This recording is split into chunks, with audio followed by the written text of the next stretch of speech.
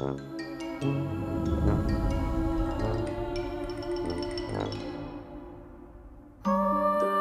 dares detain with vulgar paint the royal flower bed?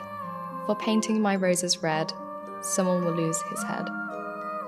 So my character is the Red Queen, and it was really heavily influenced by like Bloody Mary, the Queen. The phrase painting the right roses red, the contrast of the colours I thought was really stark, like the sort of purity of the white, and then you've got the kind of like solemnness of the red as well. So I kind of wanted to take it more down that route.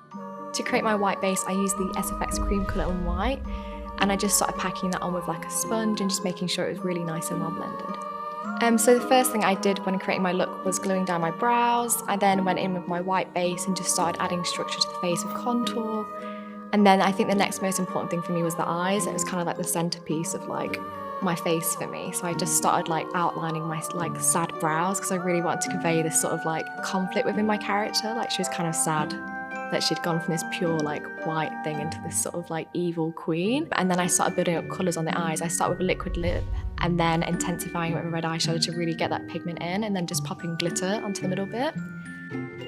So I used the glitter primer first to prep my eyelid before I applied the glitter, and I just literally pressed that on my fingers, and then I finished off with like a blood red cheek, a really intense overdrawn lip like for drama and impact, and then literally just used my finger just to pat the glitter on in red, and then I used the liquid lipstick to create like a neck corset as well.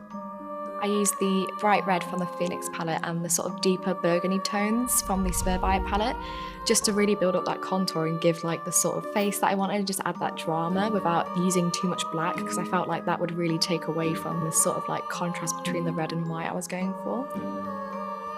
I think what makeup kind of makes me feel is that it's just something like bigger than you. It's like something outside of yourself. Like it's so important because when I sit down, it's like time for me where I can just sit down and like transform into something magical. And I just think that's so therapeutic within itself, and just that ability to sort of create art that doesn't necessarily always have to last and just wipe it all off is just such an experience, I think.